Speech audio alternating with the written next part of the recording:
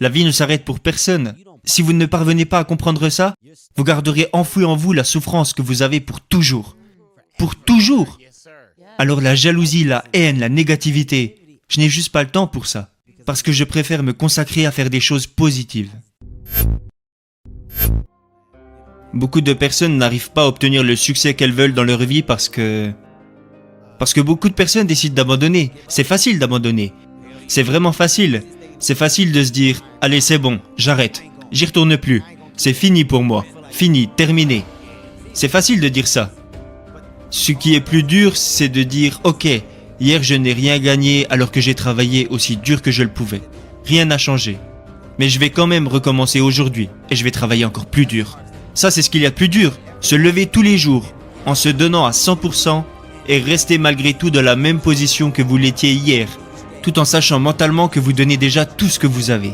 Pour moi, c'est ça bosser dur.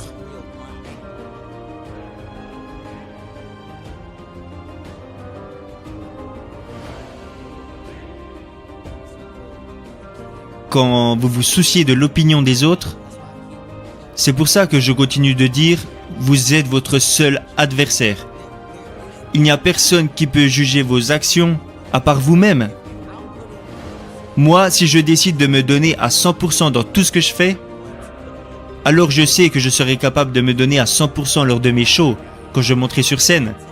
Et même à 110% lorsque je passe du temps avec ma famille. Peu importe ce que l'on fait, je me donne à 110% quand je passe des bons moments en famille et qu'on profite de l'instant. C'est comme ça que je fonctionne. C'est ce que je pense mériter pour tout ce que j'ai accompli.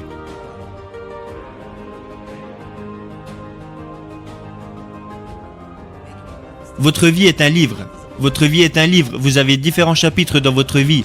Chaque chapitre de votre vie est une ponctuation, qu'elle soit positive ou négative. Et avant de passer au prochain chapitre, vous devez prendre la décision de savoir si vous allez corriger ou non ce que vous avez fait dans le chapitre précédent. Pour que lorsque vous arriverez à la fin de votre livre, qui a été écrit par vous. Parce que la fin, c'est à vous de l'écrire. Il reflète votre vie. C'est vous qui l'écrivez. Si vous allez en prison et que vous en sortez et que vous retournez en prison, c'est vous qui avez écrit ça. C'est votre histoire. Tout est entre vos mains.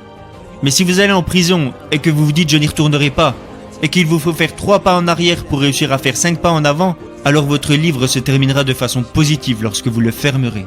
Pour moi, l'idée c'est écrivez votre histoire, mais essayez de l'écrire correctement. Personne n'est parfait, tout le monde a des défauts.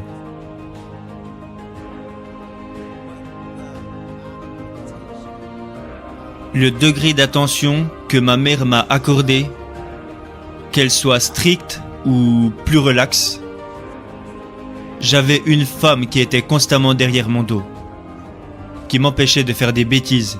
Ma mère était constamment dans ma tête. Elle me disait « Tu ne commences pas si tu n'es pas prêt à aller jusqu'au bout. Tu deviendras quelqu'un. » Ces paroles résonnaient constamment dans ma tête. Même si je ne le voulais pas, elles résonnaient constamment en moi. J'aurais pu penser qu'elle n'avait aucun effet sur moi.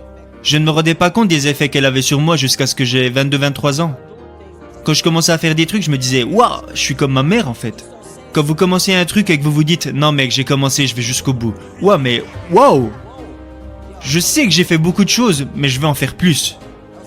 Tout ça, c'est grâce à ma mère. La mentalité de ma mère, c'était « J'ai fini mes études, mais je vais retourner à l'école. J'ai ce diplôme, mais je veux obtenir un second diplôme. » Pourquoi, maman? Et pourquoi pas? Mais tu es déjà diplômé, tu as terminé l'école, alors pourquoi veux-tu reprendre tes études pour obtenir un second diplôme? Parce que je le peux.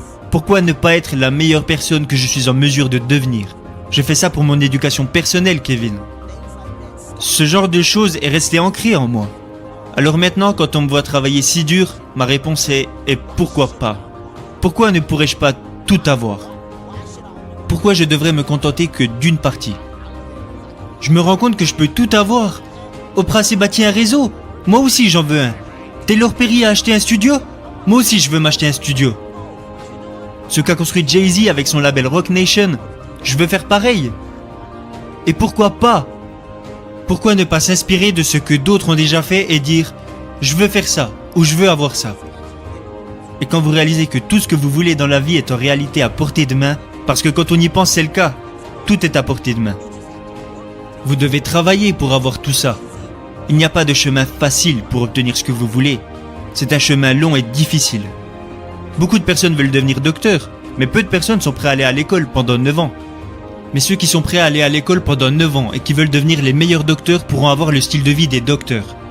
Certaines personnes disent qu'avoir le style de vie des docteurs, ça craint. Non, pas pour ceux qui ont toujours rêvé de devenir docteurs. Ils aiment ça parce que c'est ce qu'ils ont toujours voulu faire.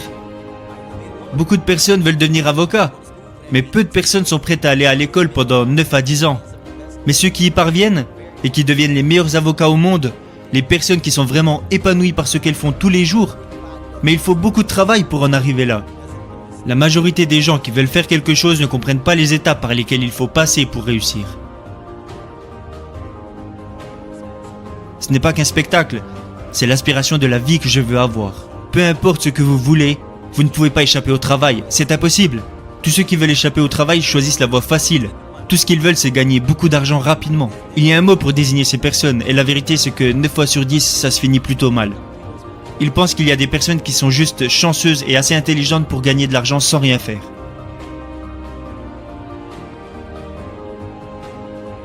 La vérité c'est que vous ne pouvez pas échapper au travail. C'est impossible. Et ça, je m'en suis très vite rendu compte. Alors au lieu de vouloir y échapper, je m'investis à 100% dans tout ce que je fais. Il n'y a pas de demi-mesure chez moi.